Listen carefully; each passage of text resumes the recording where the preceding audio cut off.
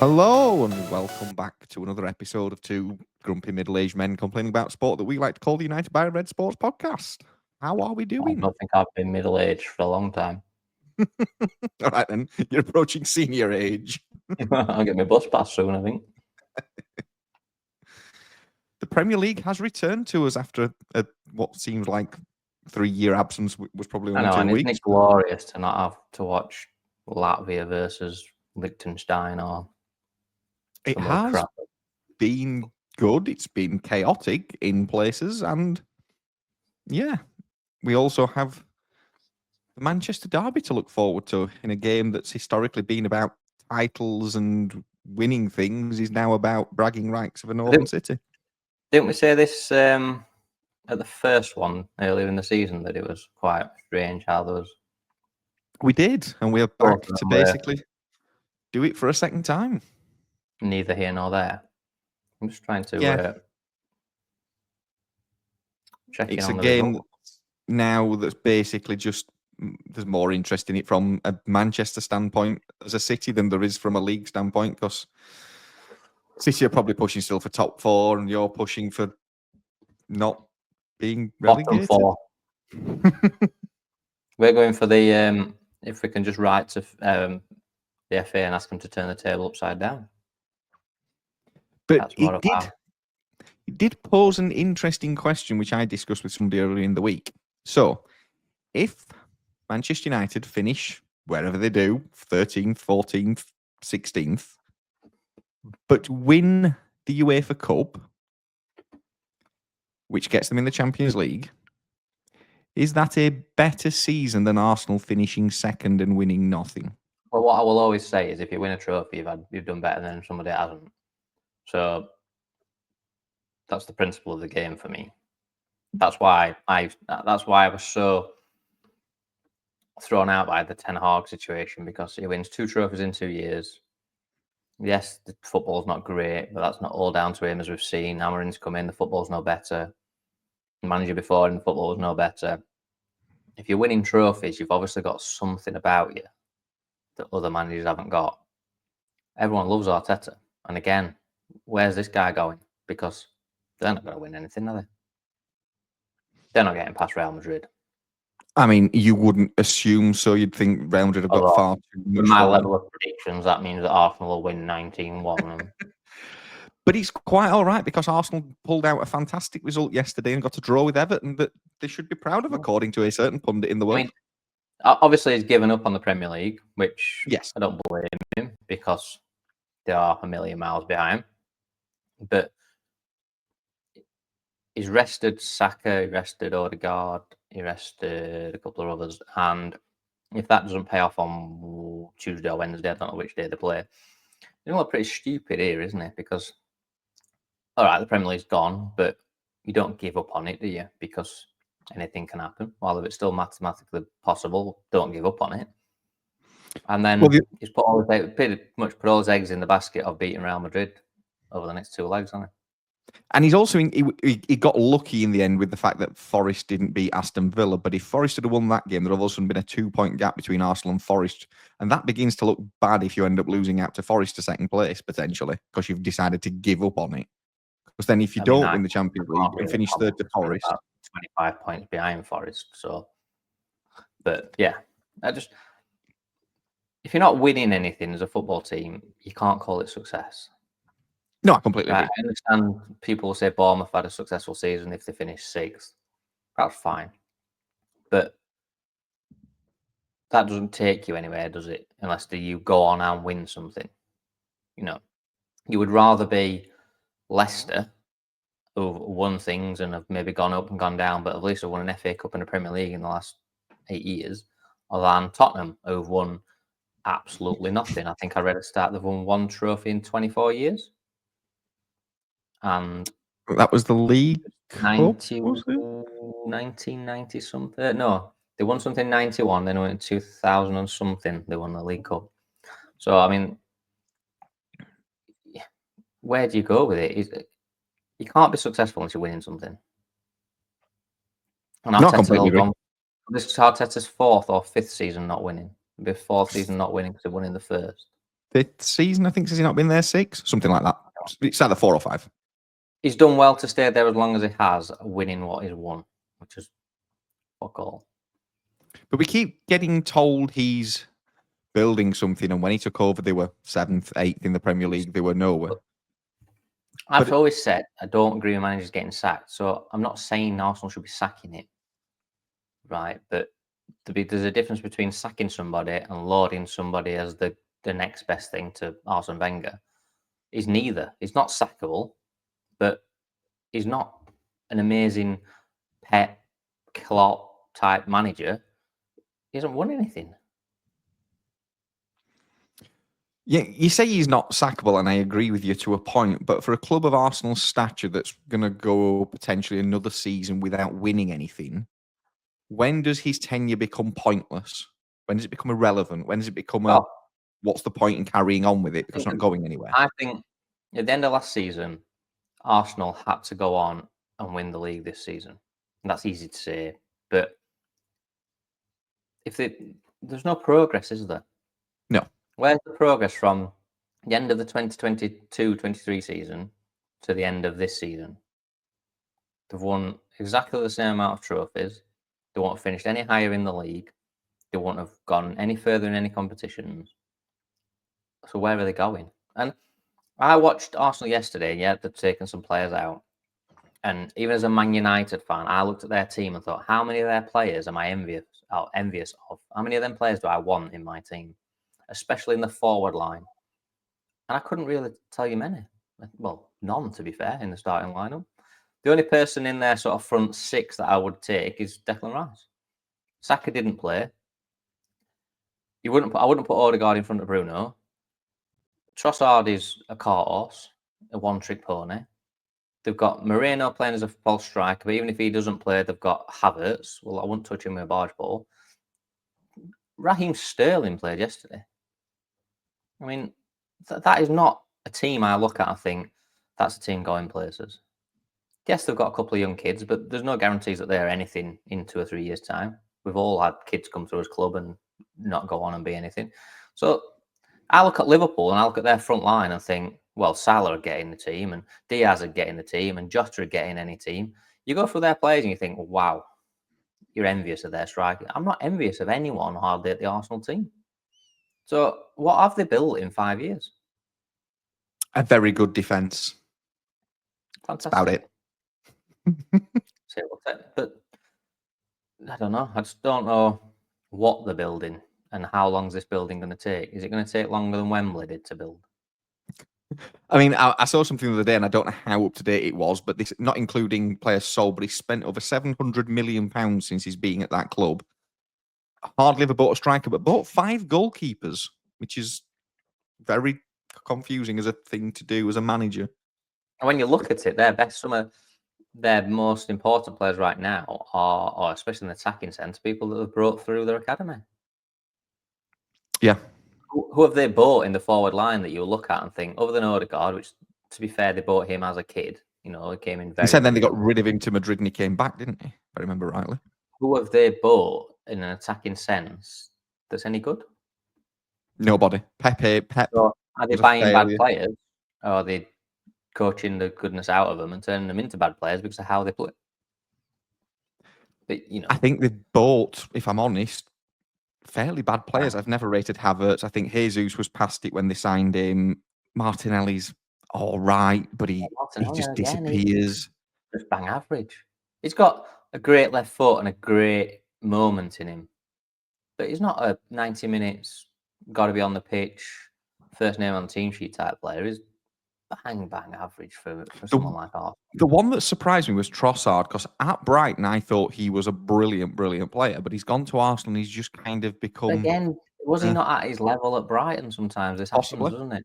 Brighton's just he's shone in a team that, all right, Brighton do well, but again, they don't win anything, do they? So if you're sort of a, you know, give it a FIFA number, if you're an 88, 87 out of 100 type player and you're playing for Brighton, you're going to shine. But if you go over to Arsenal, you've got to be you've got to be a 92, 93, 94 star player. You've got to be a star player.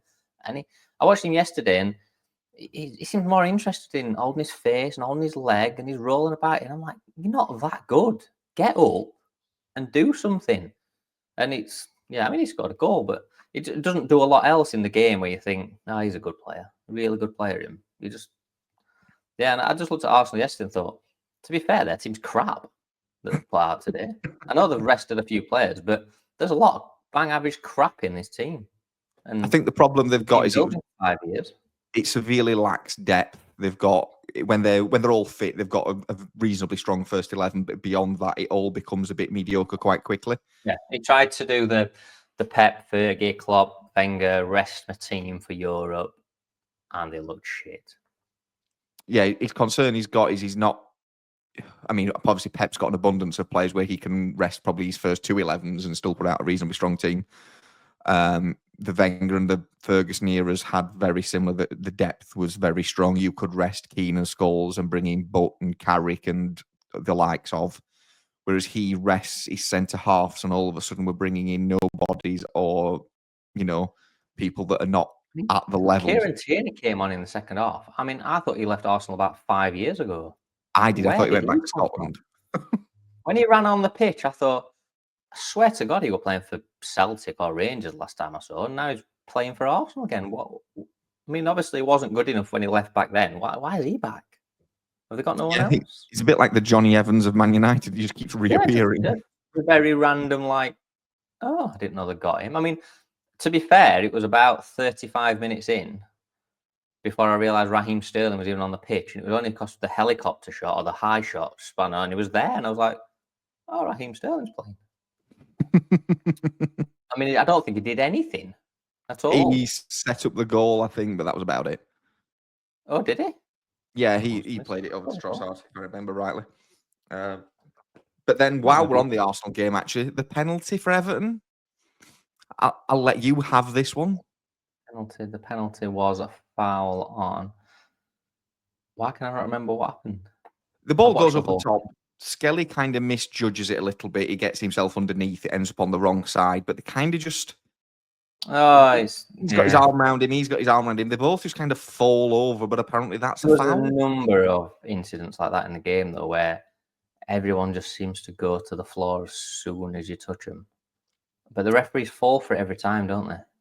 The referee was weak yesterday and then got confused at the end of the game, blew the full-time whistle, and then changed his mind and gave a free kick. I mean, that with Tarkovsky and Timber when they're jostling for the corner. Timber just keeps falling on the floor. And I'm like, get up. What are you doing? What? If you're the referee, I just said to him, if you go down tough, just ridiculous. Just falls on the floor before the goal. And then as soon as he touches him again, he's back on the floor.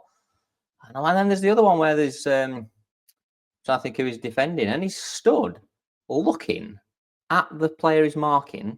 The ball's behind him coming for a corner with his arms out like that. And I'm like, that's a foul.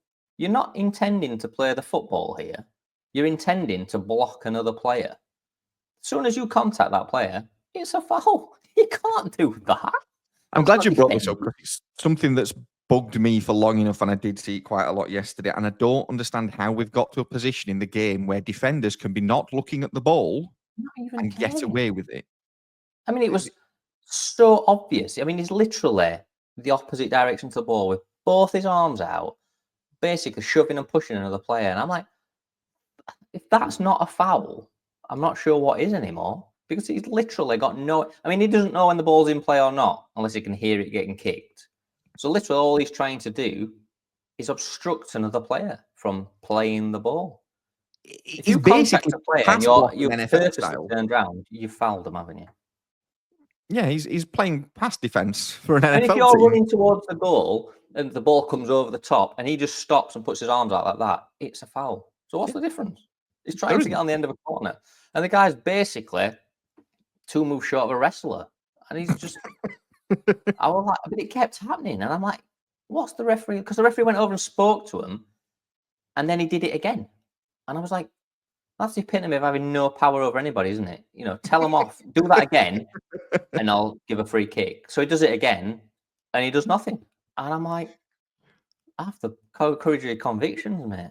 I mean, it happens at a lot of corners, and the amount of times you do see referees split up two players, and then the same thing just happens all over again is beyond ridiculous. And it's so simple to stop, isn't it? You grab hold of him again, I'll give a penalty. Grab hold of him, give a penalty. Happens 3 or 4 weeks in a row. Suddenly, everyone stops grabbing hold of people. Yeah. I mean, some of the tackles that they often got on, and they're saying, "Oh, it's 50-50," and I'm like, well, it's not because he's going for the ball. And you're If hugging the him. defender's not there, he'll just go and head the ball. The defender goes and engages him and cuddles him and gets wrapped up inside around him. So obviously he's got to fight him off somehow. He's not just going to stand there like that and go, I can't do anything, so it'll be 50-50. He's got to. If somebody puts their arms around you, you've got to do the same to get him off you. Yeah. The defender is the aggressor in the situation because he's trying to stop the attacker. So if he puts his arms around him, it's a foul. I mean, 100%. Just stamp it out straight away. And it just went, I know it happens in every game, but yesterday against Everton Arsenal, it seemed to be happening every free kick, every corner. It was just like, oh, it was ridiculous. And the referee just didn't have the balls to deal with it.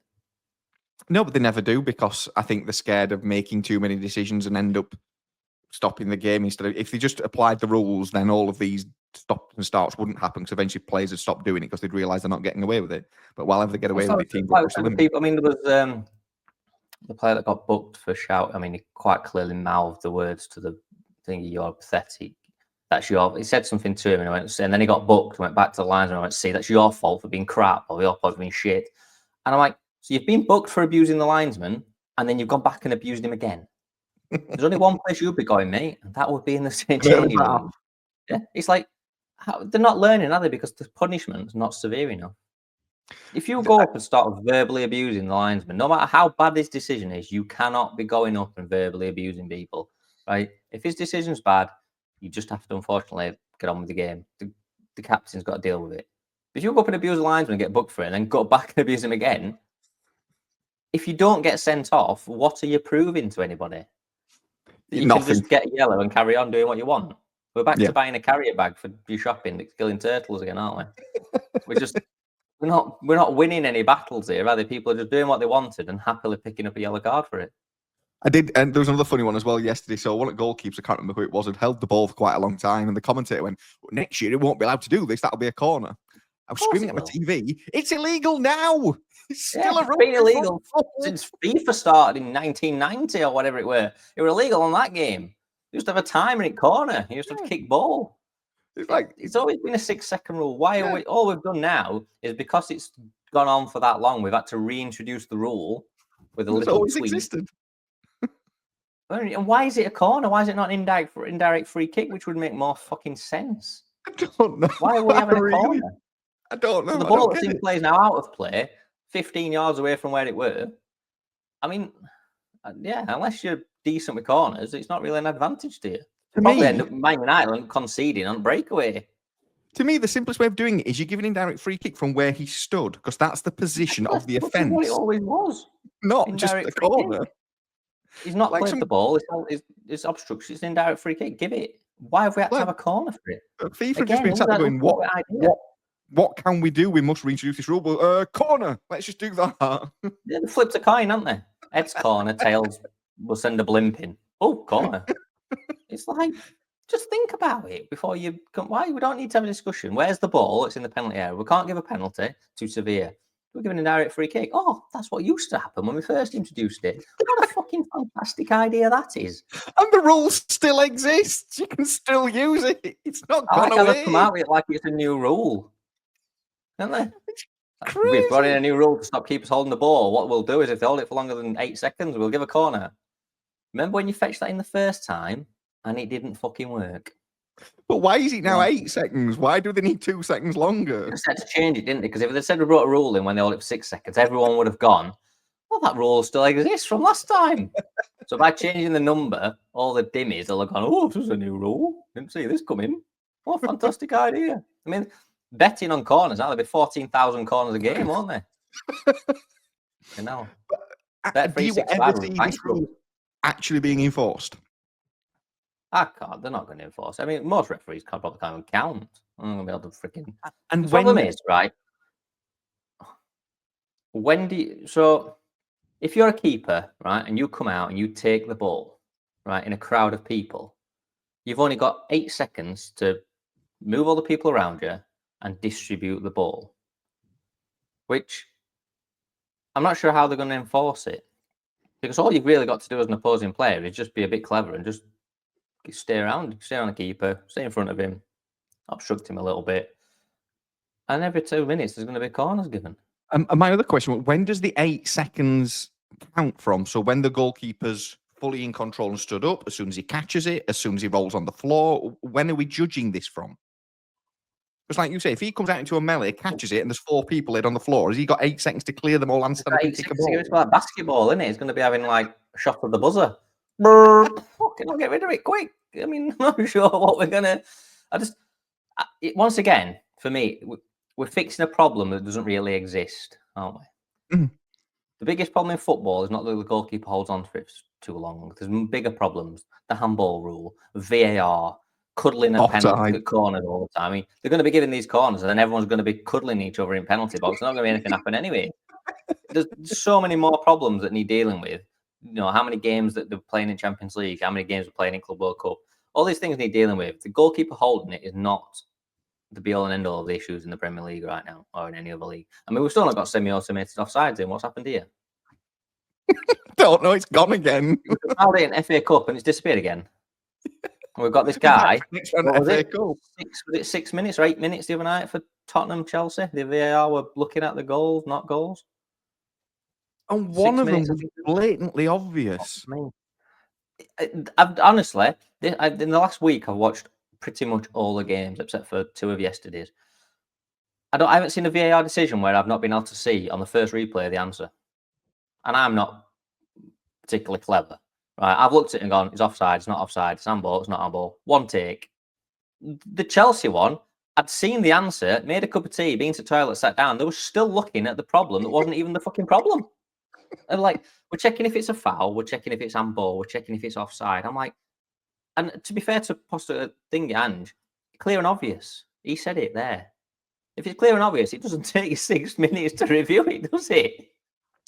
There was one of them. I think it was the Chelsea Tottenham game, but I could be wrong. They were looking at an offside for a goal. It was blatantly obvious. Oh, it might be one of the games yesterday, actually. And we started zooming in to pixelate everybody's feet again, which I still don't get the concept Oh, yeah. of. We've got then we zoomed out, and then we drew this line halfway through the wrong defender. And then we went, goal. I'm like, none of that's even worked. I don't even know what you've looked at in the end. What happened to the referee communicating with the fans over his microphone? Has that gone as well? Only. That's just FA Cup. I don't understand why we try things in the FA Cup but don't carry it on. I mean, it's not like the FA Cup's a pre-season friendly, is it? What? We should rename this podcast We Hate VAR. Why don't they just bring it? Don't just bring it in and say, right, it's in from today. It's in, and we will work on it as we go through. Why trial it in the FA Cup like the FA Cup's some tin pot, Community Shield game, and then it disappears? I don't know. I mean, let's be honest, right? Automated offsides have been in the Champions League for 2 years, more? Possibly longer. They came in the 2018 World Cup, I think. They've done some World Cups, some Euros with it, so it's had more than enough trials. I don't know why FA are suddenly trialing it. I don't know what they know about it that no one else does in the world. Right? Rugby and NFL have had referees mic'd up since Jesus were a lad. Surely, between the two sports, there's been enough coverage for them to think it works or it doesn't work. Why do we need to trial it in football? It's not particularly a different environment. It's quite simple. The referee just has to tell the fans what's happening, so everyone in the stadium has got a fucking clue. I mean, commentators don't know. I've got Andy Townsend saying one thing, I've got other commentators saying another thing, and then VAR come on and it's option 3. And I'm like, well, we're all fucked now. If none of us have got a clue. Plan D. Mental thing in the world. I don't know how we get to but yeah, 6 or 8 minutes to make a decision. If you can't look at it in 30 seconds and decide, it's not a problem. No, we should just move on. As we will now do. Why we have to have lines. If you look at it on the camera, VAR, is he offside or is he onside? I can't tell. Right. Well, he's obviously whatever the referee said. Because if you can't see it, we don't need lines. It's either clear and obvious or it's fucking not. I'm just sick of watching.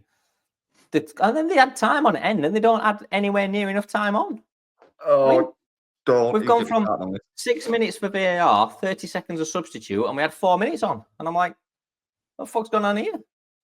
Well, it was the start of this season, wasn't it, where the FA came out and said we will no longer be adding on all the stoppages in the games. Basically, what you're saying is you're admitting you're not doing it right. We started it last season doing it properly. Why can't the referee just stop his watch when these things happen Exactly. and then let it run to 45 minutes? So when the VAR man says we need to look at that, stop my watch, start it again when I blow my whistle. We don't need to add it on. We'll just play 45 fucking minutes. Yes. That's not revolutionary technology, is it? A button on a watch. I mean, they've been there since they were made. Brain dead idiots. I've said it all along. I mean, for everything that's a proper sausage, not for corners and throw-ins, but for substitutes, injuries, VAR, booking Stop people. It You know, stops just people stop your walking watch. off. Just stop the watch. When they're walking off slowly and people are going up and pushing them off a pitch, just say, watch, stop. Take 10 minutes if you want. I don't give a fuck. Be here all night. It don't matter. We're here all night. I'm getting paid. Just stop it. It just does away with it because suddenly players will stop walking off slowly because there's no advantage to it, is there? Yeah. Time wasting would end because you've got 15 seconds to get off the pitch. I will restart the game after 15 seconds. If you're not off the pitch, the substitution doesn't happen. And if you've got too many players on the pitch, somebody will be reprimanded for it. Just cut it out. Just get rid of it. But like I say, if the clock's not running, it don't matter. Run round all pitch if you want, mate. Do a lap of honour. The clock stopped, so you can carry on. It's like, oh, we've got 6 minutes on for VAR. I'm like, could we just not stop the clock? For 6 minutes? Or the exact amount, save guessing? Or could we just not have said you've got 30 seconds to make a decision? If you can't, tough, we're playing on. Yeah, true. We've gone to an ad break, we've come back, we've gone to another ad break, we've come back, and you're still looking at it. Oh, it's crazy. Comical, absolute comical, isn't it? I mean, they did it with the Villa Brighton game midweek. The handball on his arm that wasn't on his arm, that's on the t-shirt line that wasn't on the t-shirt line. One commentator knew about the t-shirt line rule, one didn't. I'm like, is it a thing then? Is it not a thing? Shall we just clarify it before the season starts? He's saying he brought it down. I mean, I'm not sure how he can have handballed it because his arms, it hits the top half of his arm. Well, that can't move, can it really? That's attached to your shoulder. So you can't intentionally, with a ball coming over the top, move your shoulder into a position to control it without being obvious, can you? I mean, you'd have to be like, we're just down by his side. It hit his arm. And I'm like, that can't be handball. But the left arm and the right arm just don't seem to understand where each other are, do they, when it comes to this? No, and I think we've overcomplicated that many rules in football now that nobody seems to know where we are, and we're just going to go round in circles, and then we're going to reinvent the wheel of the holding the ball for the goalkeeper rule, even though it's a rule that's been there for donkey's years. What we're going to do next? Go back to the life out of it, haven't they? I mean, there was Adam Wharton yesterday who slid in and won the ball, and then he got done a foul, and it's like, well, he's won the ball. There was the other player didn't get the ball. Mitoma did one as well, where he won the ball. It wasn't Adam Wharton, it was Mitoma, yeah, who won the ball. I mean, it's a clear win of the ball. You know, I'd be saying to the other player, well, you got there late, so it's tough. Yeah. It's not a foul. And he gets a foul against him. I'm like, the epitome of the game is to play the ball. Yet you can pull and push people all over the penalty area, nothing with the hands, which you can't use in football. But yet you kick the ball, there's going to be a contact when you've got to the ball first and someone gets there late. Ooh, so you've touched on one there, which you'll nicely done again. You're quite good at this segues. So this goes back to the Merseyside derby in the middle of the week. Tarkowski wins the ball first, but then poleaxes McAllister, I believe it is. Thoughts? Well, I didn't see it, even though I did watch the whole game, which is... You should be on VAR. Literally, when I say I'm watching 90 minutes of these games, I watch every game in 90 minutes. So far this weekend, I watched Villa Forest, I watched Crystal Palace Brighton, I watched Everton Arsenal, full 90 minutes. I watch every game in the Premier League by the time the Champions League starts. I'll watch them all. I always seem to miss the one bit that you asked for. Well, it was kind of the biggest part of the game. It happened until about 2 days later when I put Sky Sports News up on and it said, oh no, I got a notification. PGMOL say they should have sent Tarkowski off. And I'm thinking, what did he do? So I've seen the still of it and it looks horrendous, but I didn't actually see the incident. I mean, I'm a big believer if you get the ball first, unless you've seriously gone mental, then you've won the ball. I'm still a big believer in that. I haven't seen it, so I can't. I'm sure there Yeah. are instances where you can win the ball and still foul the player. But if you get to the ball first, you've done what you're supposed to do. So I'm not sure how you foul the man. Well, in an There. unusual turn of events, I have the footage for you, and you can do a live reaction to actually seeing the game that you missed. Oh, this might work as well. Well, I No, would this hope it video, would. no, it won't. This video is not available in your location. You are upside down. Oh God, you're in the wrong part of the world to do anything with. Not You're allowed to. We're hopeless. not allowed to see anything. We have to see it 8 days behind everybody else. So anyway, swiftly moving on from that, seeing as that didn't work as planned. It's all over for Ipswich, I think. And we've said it for months, but I think it's now All officially. over all three now, isn't it? Yeah, pretty much. I think we can safely say that we're not going to have a last day relegation fight in the Premier League, unfortunately, this season, as we now have a No, 12 shame. point It's gap. usually quite exciting, isn't it, to see stuff like that? But no, I think the title race has been done for a long time. I mean, it was done the minute City weren't able to compete as for a title because Arsenal were never going to compete, and the relegation's been realistically it's been over since halfway. Yeah, I think it has. Don't think- People that don't know, we don't script this podcast, which is why we end up sometimes off on a tangent, which is where I'm going hold now. on. I've just found the McAllister tackle. Oh, we can go No, back. the other guy, the Tarkovsky guy. I've just literally put the height. I didn't realize it was so early in the game. That's probably why I missed it. Do you not watch the start of football matches? Absolutely fine. He got the ball. I'm fine with that. I'm watching slow mo. Oh no, I'm totally fine with that. Okay, fair enough. Yeah, he takes the ball. But it's high, it's late, and he knows what he's It's doing. high, but it's not high if the other player gets to the ball at the same time as him. It's not high, is it? I don't know how he kicks that ball and doesn't follow through after. Your leg has to come up when you kick a football, doesn't it? Yeah, but it seems to go through. It's not the coming up; it's he shoves his leg through. I think there's a bit of intent, and he knows what he's doing in that. I'm all right with that. Van Dijk did it last season, so what goes around? Anyway, going back to my other point I was about to make.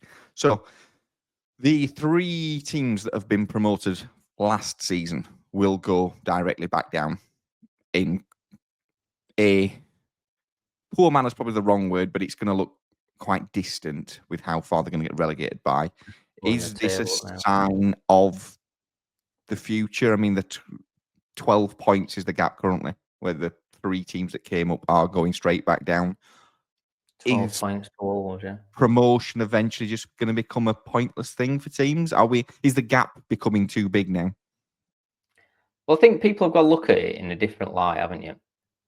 Promotion is a chance for these teams to build for the future.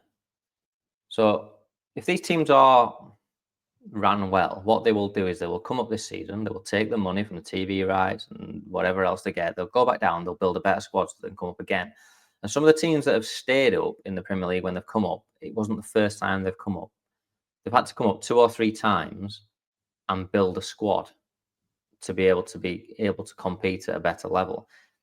If you look at someone like Ipswich, they were never realistically going to stay up. They're basically playing with League One players and some Championship players.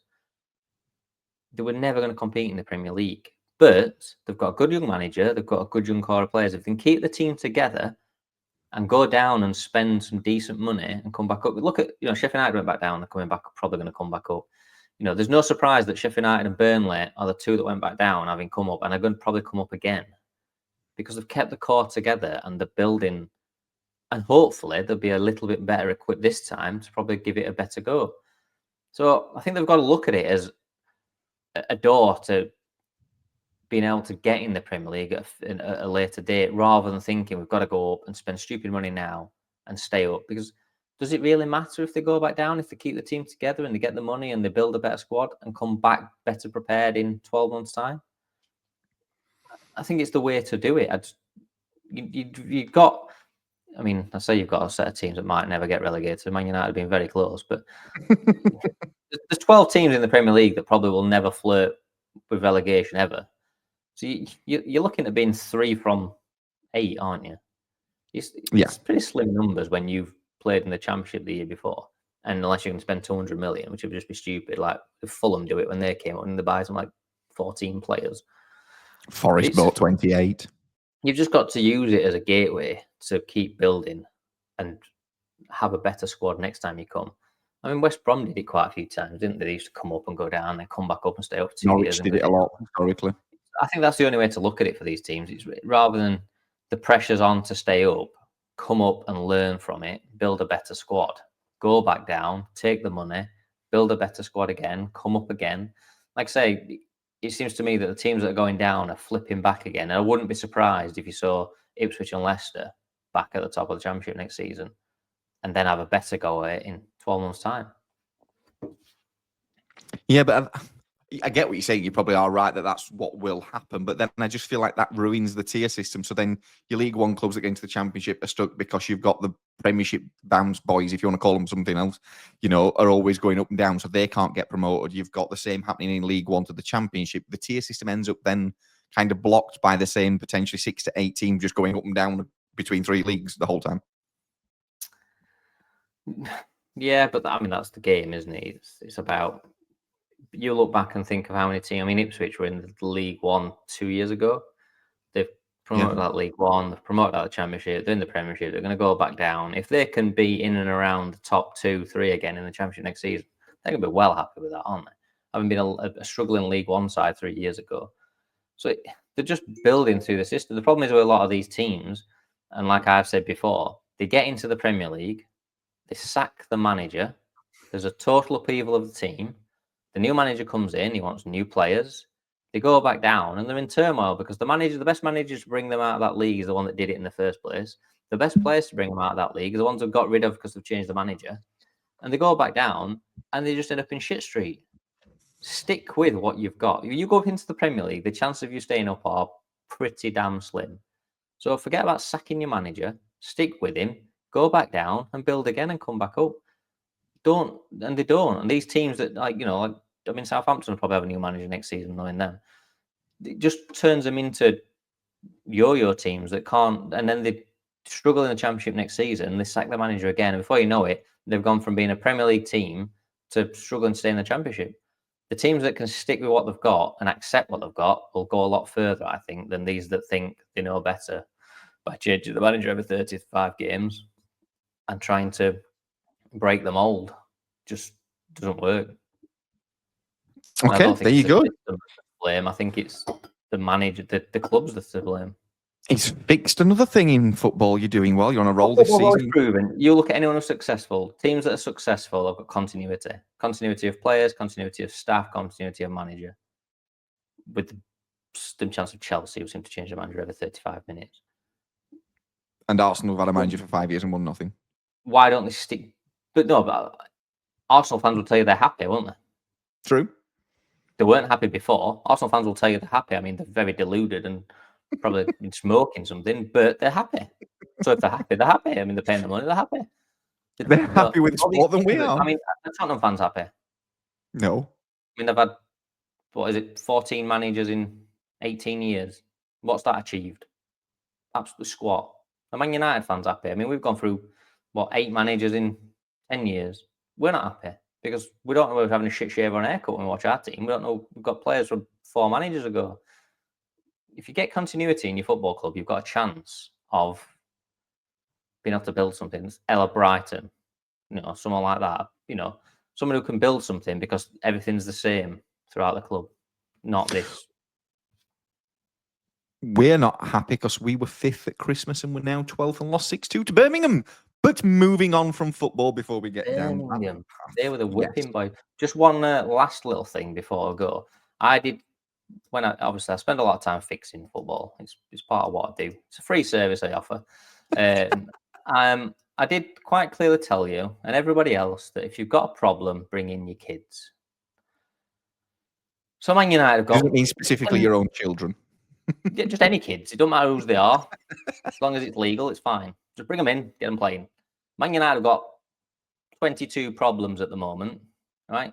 Their under 18s beat Leeds 13-1 the other day. Just saying. They did. They do a damn lot better job than Johnny Evans and Victor Lindelof and them two cartosses we've got up front. 7 goals all scored by one guy, was it? I think, or 6, something like that. At least 6, yes. Yeah, so I mean, just a pointer to anyone listening from Old Trafford. I'm sure there won't be anyone, but just maybe use some of them because they seem a damn sight better than the other shit we've got. And you've done this before, and it worked quite well. I mean, they've even got a name. It's called the Class of '92. Yeah. It's a proven thing. It's not me. I've not pulled it out of thin air. This is not. I've not invented the wheel. I've just listened and watched a lot of football and realised that the process repeats itself. So what you're saying is you're using something that's previously existed, i.e., the 6-second rule. For goalkeepers, yeah. It is. It's there. It's all written down. You can see it in the history books if you want to look. It works. Anyway, we've slagged off football enough for one morning or afternoon, depending where you are in the world. We will one day not be so aggressive about sport, but I don't know when that day will be. So, continuing the aggressive theme, we're going to go on to the Japanese Grand Prix that happened in the early hours of this morning. I won't be aggressive here. I'll be very, very dopey and sleepy because that was the most boring thing I've watched in a long time. It was a little bit dull.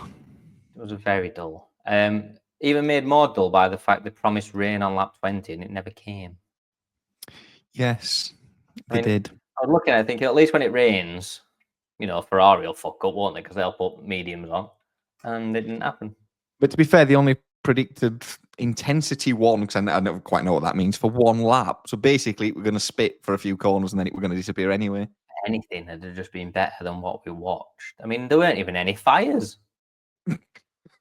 At least that brought some entertainment when you were bored. I mean, the one bit of the weekend that were good was the qualifying stuff like that, where the fires kept coming out and ruining it. And the bit of the weekend where we could have done with something to be on fire, fucking nothing.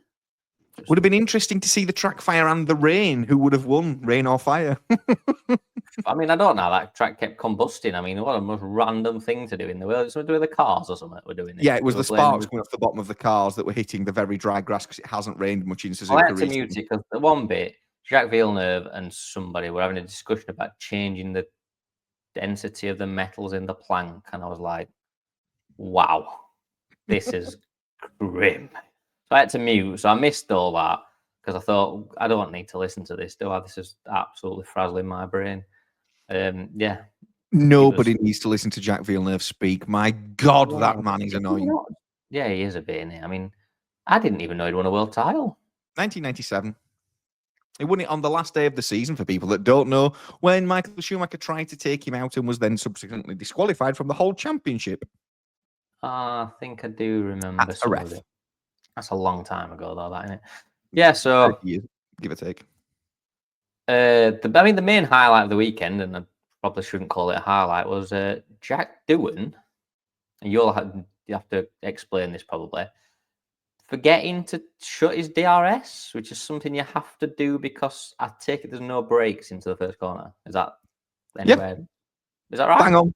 Yep. Did you hear the stat about the fact that this has only ever happened twice, and it was him that did it last time in Silverstone? I'm guessing that would be into Stowe Corner. The man's not learning, is he? No. And he wasn't even the full-time racer then, was he? Was he practice? Yeah, no. So he's gone into turn 1 for some reason, thinking a big hole in the rear of his car would still give him grip, and it didn't, and he ended up in a hedge. I mean, the concerning bit for me is that the simulator that he's been using, you can get round turn 1 with the DRS open.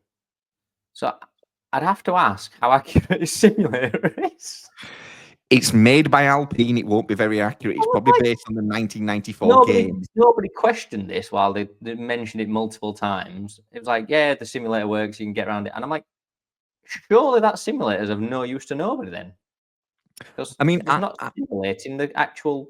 I mean, they're building strategies based on a simulator. That means you can drive around with technically no rear wing. I would have doubted the simulator very early on in that, because we only use DRS in a straight line for one very good reason. Formula 1 cars won't go around corners with it open. They tend to fall. I mean, even I know that. I was like, your simulator's definitely broken. I think I can fix why your car's shit. You use a dodgy simulator. They bought a simulator off Temu. I was like, am I the only person bringing this to their attention here that I think the simulator's broke? No Again, one else has flagged it. you're not But reinventing that the was a wheel. It's all pretty obvious. big smash. That was a big, Yes. big smash. You know, when you watch it like for the fourth time and you still go, oh shit. Yeah. And I thought, I watched it just before the race and I was like, fucking hell, mate, you are lucky to be walking away from that one. That is, yeah, that got to have hurt a lot. I mean, the only thing that happened in the race, I suppose, is Lando Norris decided he wanted to drive a lawnmower for a few seconds, coming out of the pit lane for Yeah, no apparent reason. we mentioned this a few times, or I have. It concerns me, Lando Norris. He just concerns me that he's just not ready for it at all. There's a time to fight and there's a time to understand where the fight is, and there's no win there for him. No. Because the only way he wins there is if they both crash out, and that's not a win for him because technically he's in the period of the season where he's got the better car. So he needs to be beating Max, not knocking him off. There was no win. There was just no way he got out of that with a plus. So why go into the battle?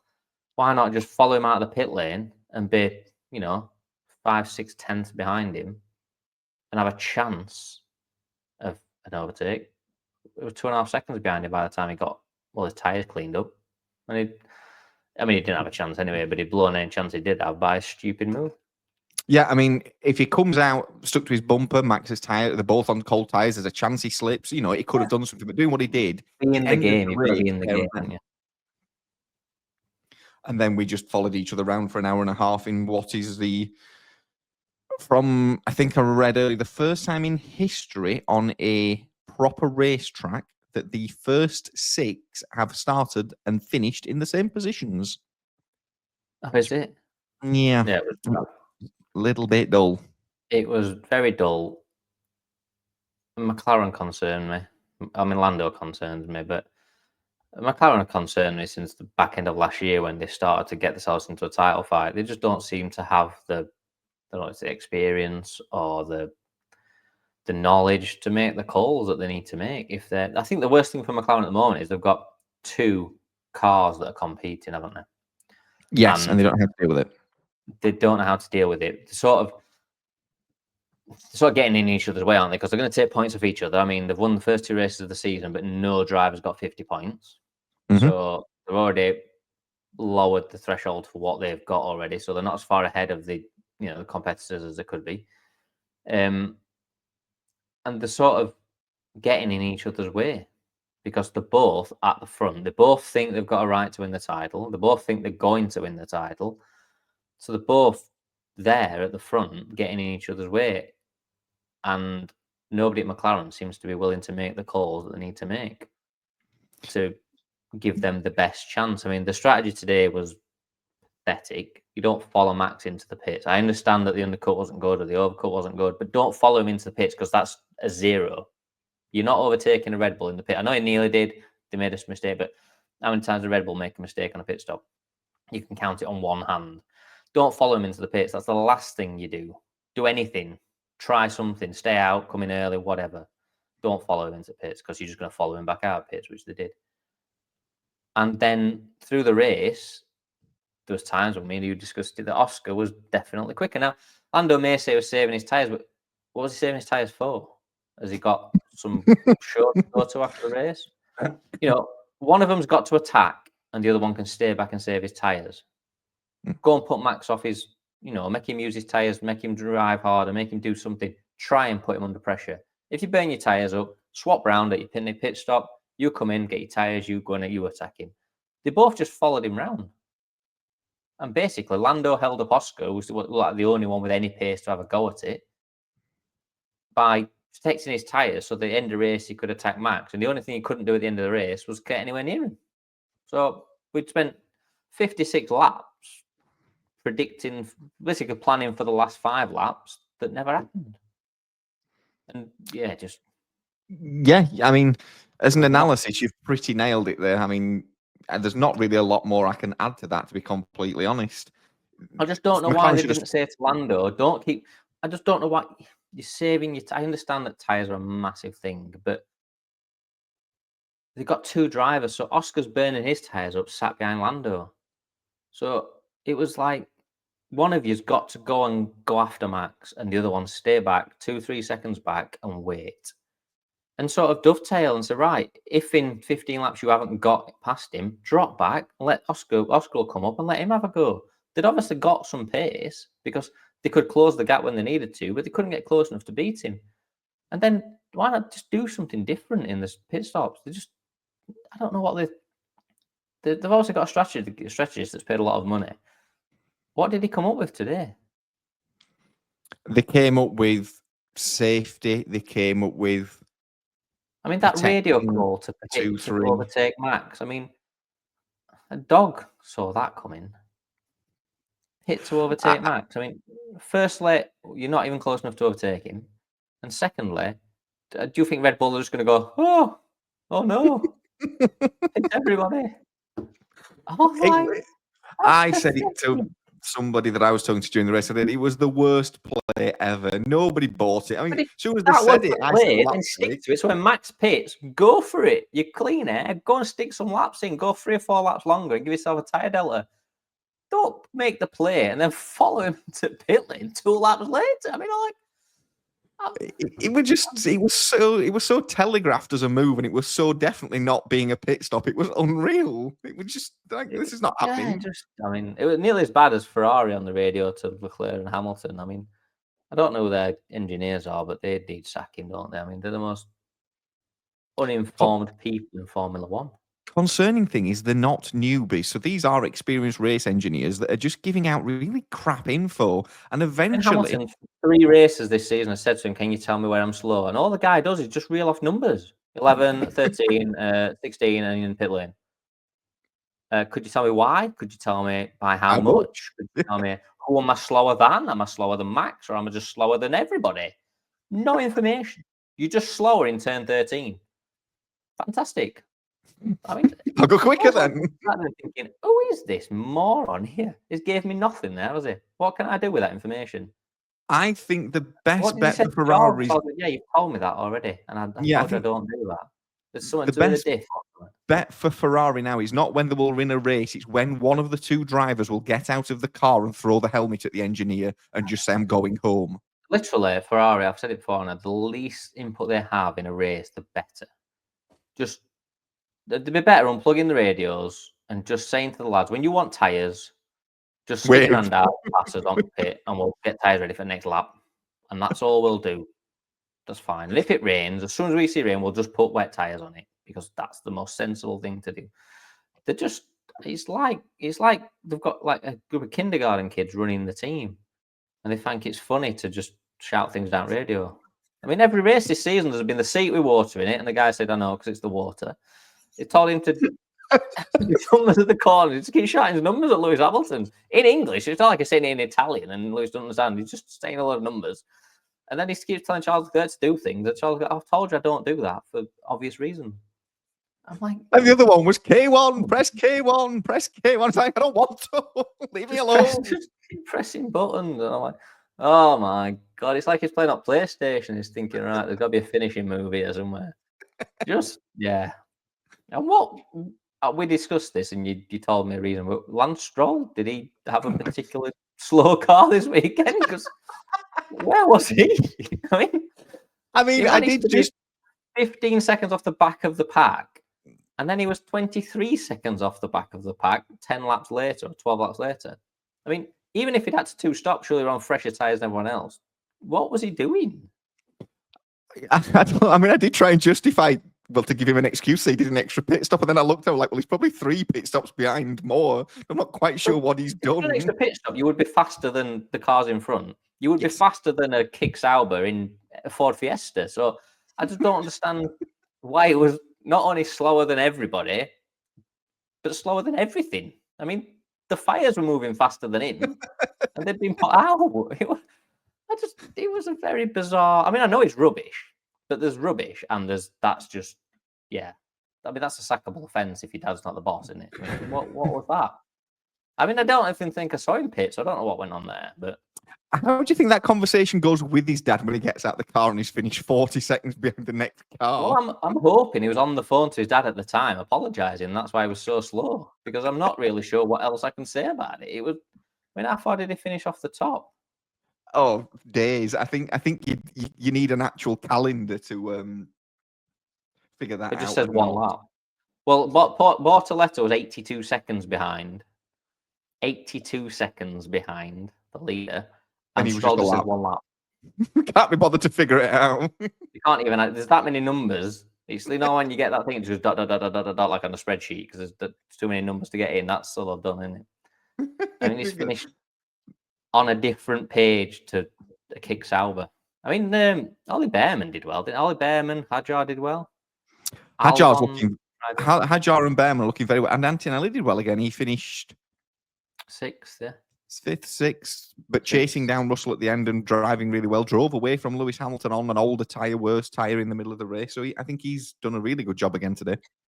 Yeah, I was surprised at where Hadjar qualified, and I was surprised that he kept it up through the race. He was very consistent. I mean, Albon looks like he's got the grit between his teeth. He's firing some radio messages back at him, isn't he? And just going for it. I like that, though. You know what I mean? It was brilliant. Don't accept shit.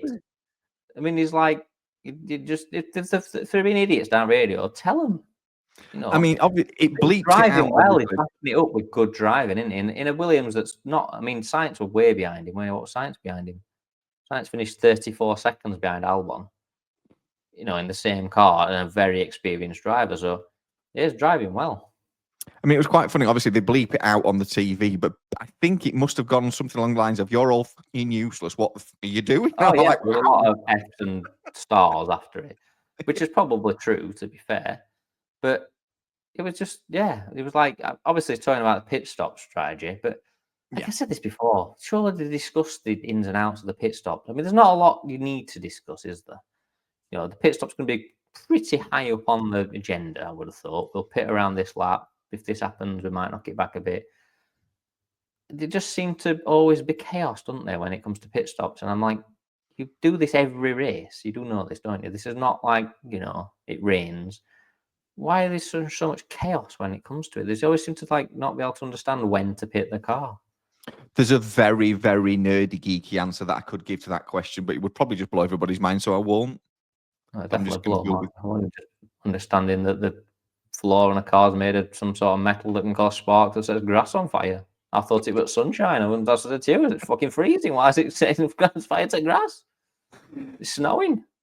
Yeah, so it was. Yeah, it was a bit of. Are we on a double header again? Is it Bahrain this weekend? It's a triple header. So we go from Bahrain then on to Saudi Arabia. So when's Bahrain on then? Is this in my time zone or your time zone? No, this is in my time zone. So this will be a 1 or 2 o'clock night start race. for me. So yeah, it'd be 8, 9 o'clock at night for you. Give or take. That's all right. And then where? Saudi Arabia. Which is it a bad time for you? Because I think it starts at 6 p.m. my time, if I remember rightly. Oh, fantastic. Fantastic. So you'll be missing that Well, one. So Bahrain is usually the track's being first. Is that where the practice was? Yes. What's the racing like there? I'm trying to think. Usually very, very good. Yeah, usually good, isn't it? Yeah. Saudi Arabia is a street track, isn't it, where it's quite narrow and carnage and red flags and just chaos. Is it where usually somebody crashes under a safety car or during the warm-up lap? It's the one where Lance Stroll had put it into the wall, knocked all the wheels off, and his engineer said, "Can you drive it back?" And he said, "No, I'm in a fucking wall." I mean, he can't drive it when there's 4 wheels on it, so he's not going to drive without 2 of them, is it? Yes, it is. It's that one where somebody usually crashes when there's not a lot happening. I mean, he crashed. Did he crash on the last corner before his fast lap started? I don't know. He's crashed he's crashed getting to the grid recently, so yeah, in Brazil. That was quite hilarious, though, that one. And turned into the gravel. So yeah, I didn't realise it was a triple header. That's quite good then. It is. So we'll have started the season with 5 races in 6 weeks in the what we call the flyaway part of the season. No, that's good. So it's Bahrain, so we'll be there Friday. Yes, because it's not a sprint, so we'll start Friday afternoon. And when she'll race again, sort of this time. So what's going to happen then now? What's this weekend done other than bore everyone? I mean, if anyone doesn't watch Formula One, do not watch this weekend because you will not be excited. That's like watching, Man U Liverpool and it being 0-0. And I mean, Jesus Christ, trying to get somebody into Formula One and showing them that race, Yeah, it wasn't the greatest advert for the sport. This season is in danger of being hyped as the greatest season in history, but yet being possibly one of the worst. Yeah. But paradoxically, it will still be a very good championship fight because nobody seems to be able to do anything right now. Are McLaren literally keeping the fight going? Are they have they been paid by Netflix to make sure it's interesting? Because they seem to have a car that can drive away from anyone, but I don't really seem to have the ability to do it. So they seem to be keeping everyone in. I mean, how did Max? You'll know, why did Max suddenly get pole having been fourth all weekend and then win the race? Hooked up the lap better than anybody, and then So did he win because he was out front? And yes, once you were out front, it was hard to do anything about it. Is yes. that what? So literally before the qualifying lap was fucking unbelievable. I mean, I nearly smashed my TV to pieces because I don't know where that came from. But again, and I've said this before, and Lando didn't improve on his last run. Oscar didn't improve on his last run. I think Lando did actually improve in the last run. But the best drivers just do it at the death, don't they? When it's just needed, they can just do something. And I just don't see some of these lads having it. It's almost like Max has, and I hate saying this because I don't like the guy, but he's holding the sport at a level that without him it wouldn't be at because there's no one as good as him. No, there's nobody even anywhere close to being on his level. It's almost like saying, well, we'll take Liverpool out of the Premier League this season and we'd just be left with a lot of teams that don't seem to have the ability to get to the end of the season winning, do they? You just take Max out, you've got a load of sort of good drivers, not really anyone that's that amazing. Whether that'll make it better or not, I don't know. But I like to see, and like I said, I don't like to see Max doing well, but I like to see a driver that just can do. When you see that, you're watching somebody at the top of the game, don't you? And Hamilton used to do it, and like I said, Schumacher used to do it. How many times you watch Hamilton, and on his last run, you just sat there going, wow, where did that come from? Just when the chips are down, he can do it. And that's what Max did yesterday, or Saturday, or yesterday. Put a lap in that just went, shit, where did that come from? And he won him the race, technically. Well, it did, yeah, because I said before lights out this morning to somebody that I know that I said basically whoever gets into turn one first wins. It was that track historically doesn't overtake very easily on. Sector 1 had been reprofiled and relaid, which made the tyres last even longer than normal. There wasn't much heat, so you weren't getting much thermal issues. So basically, it just became an impossibility to do anything about it. And I think McLaren have built a car that is very quick, but I think it's got a trait of an old Mercedes that it's quick in clean air, struggles. Yeah. I wonder if it's got that issue. Yeah. Merck had that problem, didn't they? As soon as they started having to catch and pass the Red Bull, it just decided that it didn't like following other cars because it'd been so used to leading. But that was a trait of the seasons before, wasn't it? Because why build a car that can follow the cars when they were never following other cars? So you don't, do you? Yeah. But I don't know. I just look at McLaren at the minute and think you just don't look like you're ready for this. It's almost like season's come 3 weeks too soon for you. You're just not at the races. So. The drivers have got to take some responsibility. They're not delivering 100%. They're sort of getting Max is getting 100% out of a Red Bull that's not the quickest car, but because he's getting 100% out of it, it will do what he needs it to do. McLaren are probably getting 93, 95% out look of at their this car. way. If you put Matt, and I know cars are different, blah, but you put Max in the McLaren, he's won 3 races out of 3 races on it this season. Probably, yeah. So that's the way I look at it. If somebody else can come in and step on it, these guys have got to step up now. It's almost like they felt like one of them was going to win the title, so it was going to be a battle between each other. Just get to the end of the season and we'll win it. And this weekend may just be an outlier from middle of nowhere, but it's just showing them that if they're not willing to be at the races all weekend, somebody's going to come along and beat them. Yeah. And that's the problem, because the drivers right now are just not making the most of what they've got. They've got a very good car, and I think they miss a lap here, they miss a lap there, they miss a corner, something goes, slightly awry, which is just opening the door for Max. And if they keep opening the door for him, he'll just drive through the door. And the problem they've got is they don't want to let him, as we said last season, get out front. No, because he'll defend the title with every millimetre of paint on that car, won't he? He'll like he always does. He'll happily take everyone out to win it. You've got to be in front of him to not give him that option. But it won't take him long to start sniffing a few wins out. No, because he's only a point behind in the championship again. Is it just a point? It is 1 point now. Is it? Yeah, I'd say again. I look at that and think, how has that possibly happened when he's only won? But yeah, I suppose again you're looking at that and thinking, so how many points do you get for second? 18. Yes. So yeah, I'd one McLaren won the first 2 races, then you'd have another 7 points on him, so you'd be 8 points clear rather than 1 point clear, wouldn't you? But I did make a prediction that is slowly but surely coming true. I said of the first 5 races, no one driver would win more than 2 of them. I'm on course to be right. Not going to happen, is it? I mean, so who's won so far? Piastri won, Norris won, and Max won. Yes. That's right, isn't it? I mean, George is doing quite well, Tony, but to be on 45 points, isn't it? But again, another dull race that he just drove round. Just drives around, doesn't he? It's almost like he's trying not to get on TV, isn't it? He's trying not to be famous.